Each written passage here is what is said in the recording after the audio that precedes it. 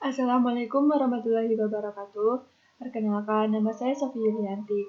Di sini saya akan menjelaskan tentang user support.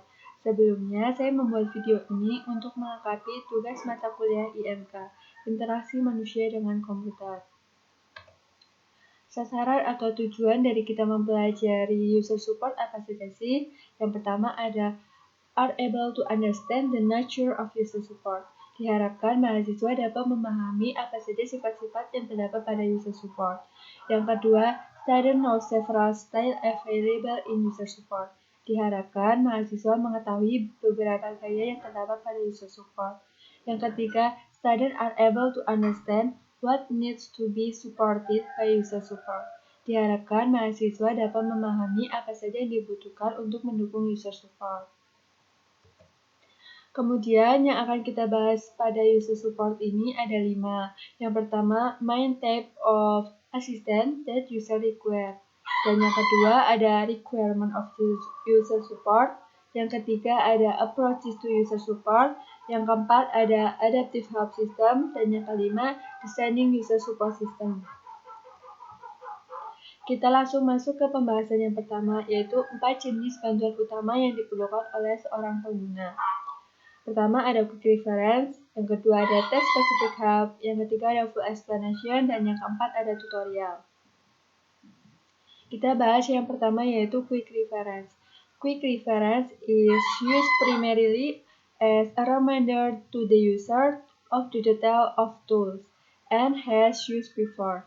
Jadi quick reference ini digunakan sebagai pengingat kepada pengguna tentang detail suatu alat atau rincian suatu alat yang mungkin sudah familiar dan pernah digunakan sebelumnya.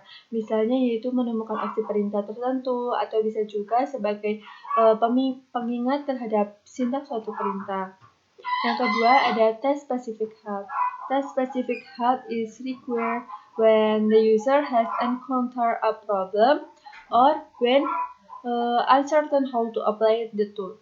Jadi, test specific help ini diperlukan ketika seorang pengguna mengalami suatu masalah pada saat melakukan tugasnya dan dia itu tidak yakin bagaimana sih cara menerapkan alat tersebut ke tugasnya. Kemudian yang ketiga ada full explanation. The more experienced or inquisitive user may require a full explanation of a tool. Jadi, untuk menambah pengalaman dan pengguna ingin mengetahui detail informasi dari suatu alat bisa menggunakan full explanation agar dia lebih memahaminya. Yang keempat ada tutorial. This is particularly aimed at new user of a tool and provides step-by-step instruction of how to use the tool. Jadi tutorial ini lebih dikhususkan kepada pengguna baru tentang suatu alat yang menyediakan langkah demi langkah tentang bagaimana sih menggunakan alat tersebut. Dari keempat jenis bantuan utama yang diperlukan oleh seorang pengguna ini saling melengkapi sesuai dengan poin pengalaman penggunanya serta jenis masalahnya. Masuk ke pembahasan kedua yaitu requirement of user support. Persyaratan pada user support. Sebelumnya ada pertanyaan. Seperti apa sih sistem bantuan yang ideal itu? Sebenarnya ini pertanyaan yang mungkin sulit untuk dijawab karena tidak ada sistem bantuan yang ideal. Tetapi di sini terdapat beberapa fitur yang bisa dijadikan tolak ukur. Yang pertama ada availability. Availability ini lebih mengarah ke waktu. Jadi the user needs to be able to access help at any time. Jadi pengguna itu dapat mengakses bantuan kapanpun selama dia berinteraksi dengan sistem. Khususnya dia itu tidak harus keluar dari aplikasi yang dijalankan untuk membuka aplikasi bantuannya. Idealnya itu aplikasi bantuan dan aplikasi yang sedang dijalankan ini bisa dijalankan secara bersamaan. Yang kedua ada akurasi dan completeness. The completeness is very important. Jadi akurasi dan complete ini sangat penting.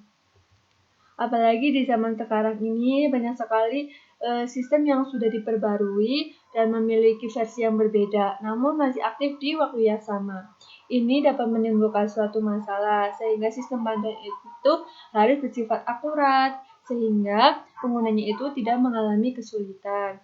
Kemudian, designer cannot predict the part of the system the user will need help with. Jadi, desainer itu tidak dapat memprediksikan bagian dari sistem mana sih yang memerlukan bantuan. Jadi, desainer itu harus mengasumsikan bahwa semua bagian pada sistem itu perlu untuk didukung. Yang ketiga, ada konsistensi. Konsistensi ini lebih mengarah ke sistem bantuannya. This should be consistent across the system. Jadi sistem bantuan ini harus konsisten di seluruh sistem. It is unhelpful if a command is described in one way here and another there, or if the way in which help is accessed varies across application. Jadi sangat tidak membantu dan mungkin akan menyulitkan jika cara mengaksesnya, kemudian cara menggunakannya itu berbeda-beda untuk setiap orang. Ini dapat menimbulkan suatu masalah juga. Padahal faktanya itu konsisten ini dapat diartikan sebagai sarana pendukung untuk sarana pembelajaran pada penggunaan sistem bagi penggunanya. Yang keempat ada robustness. The user should be able to rely on being able to get assistance when required. Jadi, pengguna itu ketika mengalami suatu masalah, satu-satunya yang dapat diandalkan itu adalah bantuan. Jadi, bantuan ini harus bisa diandalkan kapanpun. Untuk alasan ini, even more important for help system. Jadi, robustness ini lebih penting bagiannya sebagai sistem bantuan daripada bagian sistem yang lainnya. Kemudian persyaratan yang kelima ada flexibility. A flexible help system will allow each user to interact with it in a way appropriate to this need. Jadi, sistem bantuan yang fleksibel ini memungkinkan seorang pengguna berinteraksi selama dia membutuhkannya. Sebagai contohnya yaitu adalah sistem bantuan yang dibangun dengan menggunakan prinsip hypertext. Ini memungkinkan pengguna untuk menelusuri bantuan dan memperluas topik sesuai yang dia perlukan. Kemudian yang keenam ada unobtrusiveness. The help system should not prevent the user from continuing with normal work, nor should it interfere with the user application. Jadi sistem bantuan ini seharusnya tidak mencegah pengguna untuk melaksanakan pekerjaan normalnya dan juga tidak mengganggu aplikasi penggunanya. This is a problem at both ends of the spectrum. Ini adalah suatu masalah di kedua ujung spektrum. Masalah pertama yaitu di salah satu ujungnya yaitu sistem bantuan tekstual di mana pada interface tidak berjendela. Ini dapat menimbulkan suatu masalah sehingga solusinya yaitu bisa dengan menggunakan presentasi layar terpisah. Yang kedua yaitu di salah satu ujung yang lainnya yaitu masalah sistem bantuan yang interaktif di mana perintah itu bekerja secara aktif dan inisiatif oleh sistemnya, bukan atas perintah dari penggunanya. Ini juga dapat menimbulkan masalah baik untuk sistemnya juga pada penggunanya. Pembahasan yang ketiga yaitu ada approaches to user support. Approaches pendekatan ke user support. Di dalam pendekatan ini, karena pemahaman setiap penggunanya itu berbeda-beda terhadap komputer, sehingga pendekatan ini terdapat beberapa gaya. Yang pertama ada command assistant. The user requests help on a particular command and is presented with a help screen or manual page describing it. Jadi, pengguna ini memerlukan bantuan dalam bentuk perintah dan kemudian akan dipresentasikan ke sebuah help screen, layar bantuan atau manual page, kemudian di sana akan dijelaskan. Contohnya yaitu adalah sistem bantuan Unix man dan DOS help command serta melalui pencarian pada Windows help. This type of help is simple and efficient if the user know what he wants to know. Jadi sistem bantuan ini simple dan efisien jika penggunanya itu tahu apa sih yang diinginkan serta fungsinya itu untuk apa. Sistem bantuan ini sebagai pengingat kah atau untuk mencari data informasi seperti itu. Tetapi masalahnya yaitu di sini komputer itu sangat kompleks sehingga banyak sekali perintah yang mungkin tidak disadari atau tidak diketahui oleh penggunanya. Pendekatan yang kedua ada command prompt. Command prompt provide help when the user encounter an error. Jadi command prompt ini menyediakan bantuan ketika seorang pengguna itu mengalami suatu error, usually in the form of correct usage prompt. Jadi biasanya itu langsung ditampilkan berupa prompt yang benar. Such prompts are useful if the error is a simple one, such as incorrect syntax. Jadi prompt ini sangat berguna jika masalahnya itu sangat sederhana, seperti kesalahan dalam penulisan sintaks. Namun, mungkin ketika masalahnya itu kompleks, command prompt ini tidak disarankan. Ini adalah contoh dari command prompt.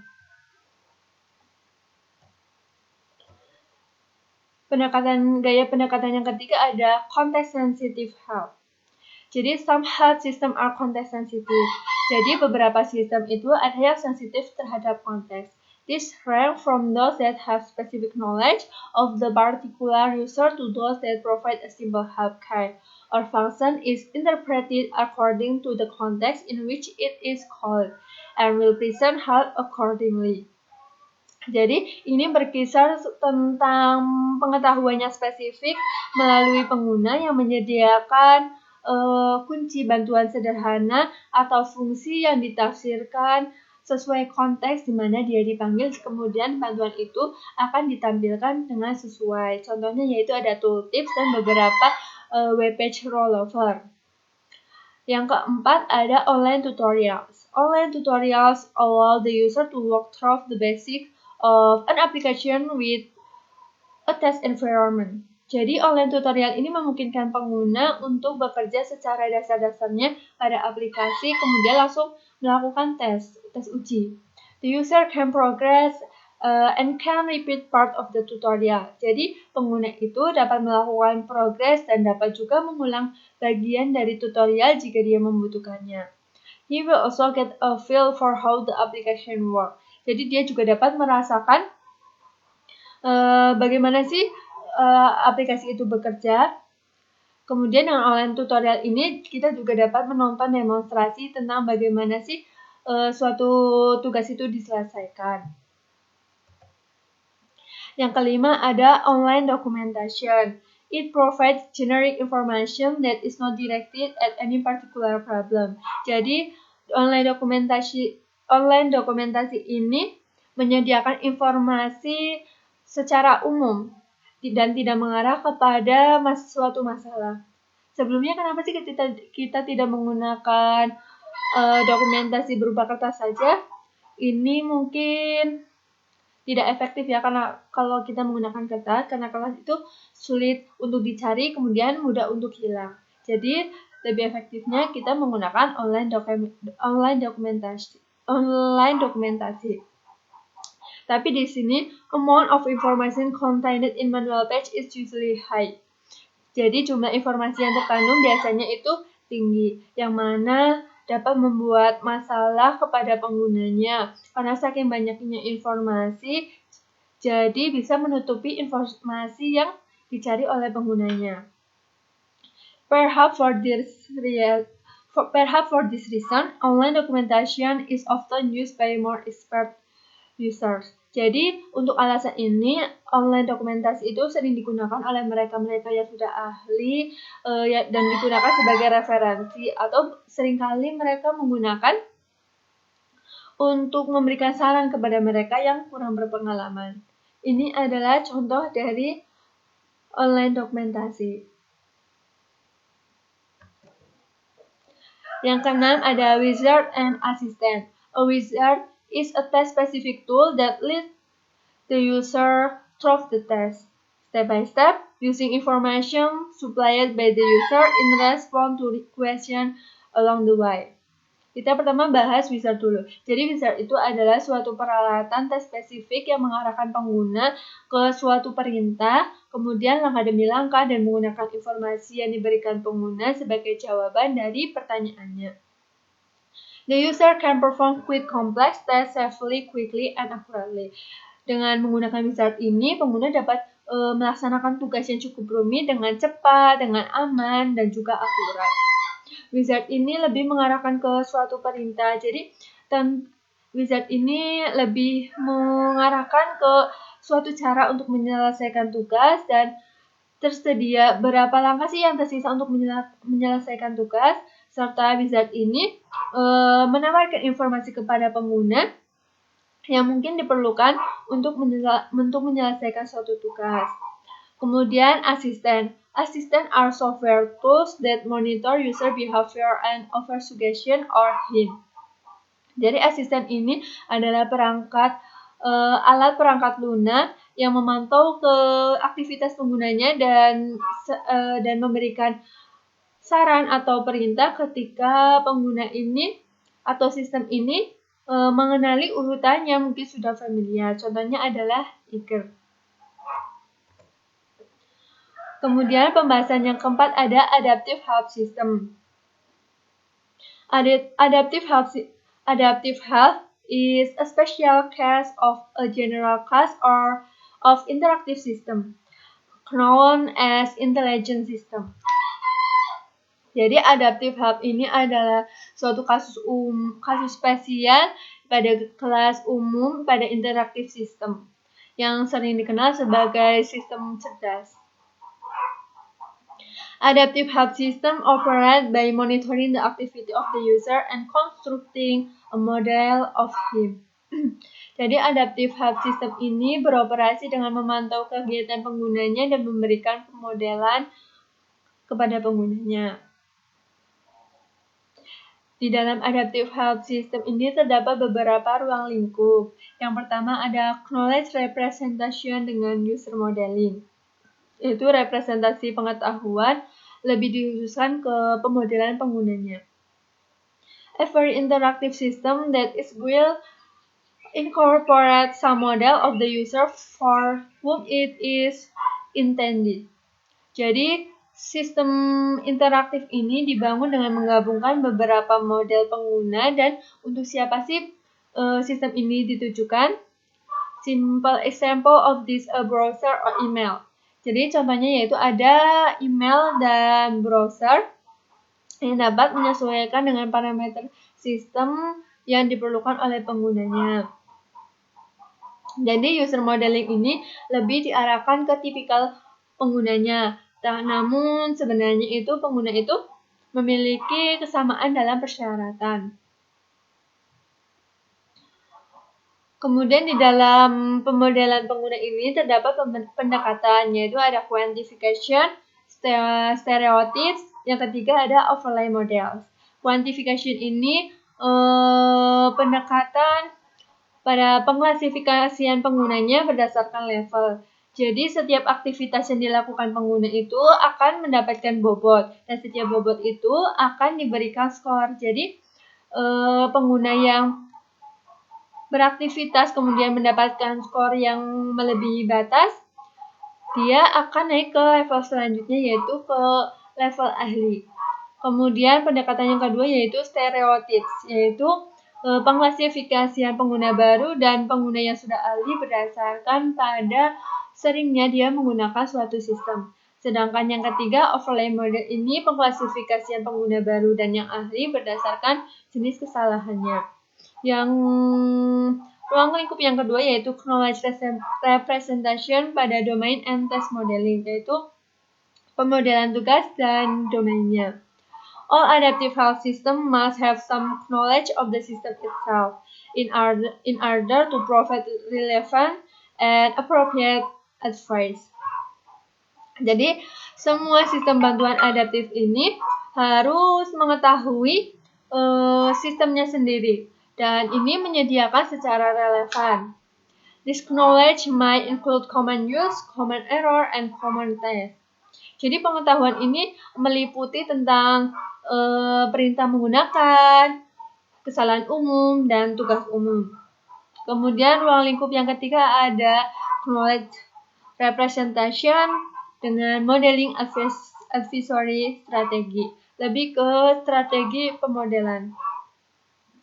A third area of knowledge representation which is sometimes included in adaptive help. Jadi jenis representation knowledge ini termasuk ke dalam help adaptive yang menyediakan advisory modeling atau tutorial strategi. Providing a help system with this type of information allow it not only to select appropriate for the user but also to use an appropriate method. Jadi modeling advisory strategi ini menyediakan bantuan tentang informasi yang memungkinkan pengguna tidak hanya memilih saran yang sesuai, tetapi juga memilih pemodelan atau metode yang sesuai pula. Kemudian ruang lingkup yang keempat ada teknik for knowledge representation. Jadi di teknik pada representasi pengetahuan ini terdapat 4. Yang pertama ada rule-based technique, yang kedua frame-based technique, yang ketiga network-based technique, yang keempat ada example-based technique. Rule-based technique ini knowledge is represented as set of rule and fact, which are interpreted using some inference mechanism. Jadi pengetahuan ini direpresentasikan sebagai suatu aturan dan fakta yang mana ditafsirkan sesuai dengan mekanisme inferensi. Kemudian yang kedua ada frame-based technique. Frame-based technique system are used to represent commonly occurring situation and default knowledge. Jadi sistem frame-based ini menggunakan presentasi yang melalui situasi yang sudah sering dilakukan dan pengetahuan yang umum. Yang ketiga ada network-based technique. Network ini represent knowledge about the user and system in terms of relationship between fact. Jadi network ini mempresentasikan pengetahuan tentang penggunanya dan sistemnya dan hubungan di antara keduanya. Yang terakhir yaitu example-based technique. Example-based technique ini represent knowledge implicity. Jadi example-based technique ini mempresentasikan pengetahuan secara implisit dan memutuskan struktur pada sebuah sistem klasifikasi. Kemudian ruang lingkup yang kelima ada problem with knowledge representation and modeling, yaitu masalah pada representasi pengguna dan pemodelannya. Knowledge representation is the central issue in adaptive help system, but is not without its problem. Jadi knowledge representasi ini adalah masalah utama pada sistem bantuan adaptif.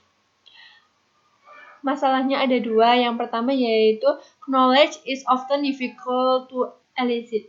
Jadi pengetahuan itu kerap kali sulit untuk ditemukan, khususnya jika domain utamanya itu tidak tersedia. Kemudian masalah utama yang kedua yaitu a second problem interpreting the information appropriately.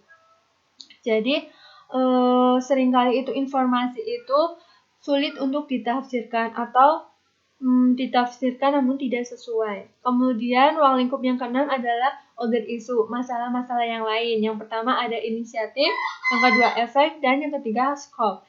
Inisiatif, solve the user retain complete control over the system. Haruskah pengguna yang mengontrol penuh sistemnya? Yang kedua, solve the system direct the interaction, atau haruskah sistem yang berinteraksi atau menggabungkan keduanya? Yang pertama kita bahas yaitu haruskah pengguna itu yang mengontrol penuh sistem. Seperti ini. Kan komputer itu sangat kompleks. Kemudian pemahaman pengguna terhadap sistemnya itu kurang. Jadi mereka mungkin tanpa disadari melakukan kesalahan terhadap sistem. Ini juga dapat menimbulkan suatu masalah. Sehingga mungkin ketika pengguna mengontrol penuh ini dapat tidak efektif ya. Kemudian yang kedua, solve the system direct the interaction. Haruskah sistem yang melakukan interaksi. Tidak ada pengguna yang suka ketika selalu diberitahu tentang kesalahan-kesalahan dalam melakukan sistem. Ini juga sangat tidak efektif. Kemudian yang ketiga, or solve a miss dialog is supported. Haruskah menghubungkan keduanya? Mungkin ini yang cukup ideal, di mana pengguna bisa meminta bantuan kepada sistemnya dan sistem akan menawarkan informasi yang diperlukan pengguna untuk menyelesaikan suatu tugas. Ini cukup ideal. Kemudian masalah yang kedua yaitu effect. What exactly is going to be adapted and what information is needed to do is. Apa sih sebenarnya yang perlu diadaptasi dan informasi apa sih yang diperlukan untuk melakukan ini? Jadi sekarang ini banyak sekali sistem yang yang dibuat dengan sumber daya yang luas sehingga terdapat informasi yang secara detail. Mungkin ini informasi yang secara detail ini tidak diperlukan. Ini juga tidak ideal. Kemudian masalah yang ketiga yaitu scope. Is it to be offered at an application level or system wide? Jadi sistem ini akan disebarluaskan dalam level aplikasi atau sistem secara luas. Ini juga perlu dipertimbangkan. Pembahasan yang kelima yaitu Designing User Support System. Di sini terdapat dua perancangan sistem user support. Yang pertama ada presentation issue, yang kedua implementasi issue. Isu presentasi, bagaimana sih itu harus dipresentasikan? Yang pertama, how is help requested? Bagaimana sih bantuan itu diminta? Pengguna itu seperti apa untuk meminta bantuan kepada sistem? Solusinya bisa dengan menggunakan tombol, bisa menggunakan perintah, bisa juga dengan aplikasi terpisah, bisa juga dengan menggunakan tombol atau fungsi yang bisa diaktifkan dan dinonaktifkan. Kemudian, how is help displayed? Bagaimana bantuan itu ditampilkan? Solusinya, untuk aplikasi yang berjendela bisa dibuka, bantuan itu bisa dibuka pada tab baru. Kemudian, jika aplikasinya tidak berjendela, itu bisa dengan menggunakan layar bantuan berupa pop-up. Yang ketiga, effective presentation of help. Jadi bantuan presentasi ini efektif. Bisa dengan tampilannya sederhana, kemudian kata-katanya jelas, singkat, dan padat sehingga mudah dipahami oleh penggunanya. Yang kedua yaitu implementation issue. Alongside the presentation issue, the designer must make implementation decision. Jadi bersamaan dengan presentasi isu, desainer harus membuat suatu keputusan implementasi. Some of this may be forced by physical constraint. Jadi beberapa dari ini mungkin dipaksakan karena kendala fisik, juga karena pilihan dari pengguna untuk bantuan tersebut. Kesimpulan yaitu summary kesimpulan. In different context or condition, user will need different type of assistance. Therefore, user support facilities must support this by considering adaptive user support, user support style, and user support design. Maksudnya yaitu pada konteks dan kondisi yang berbeda, pengguna akan membutuhkan jenis bantuan yang berbeda pula. Oleh karena itu, fasilitas user support harus mendukung ini dengan mempertimbangkan adaptif, gayanya, serta user support design.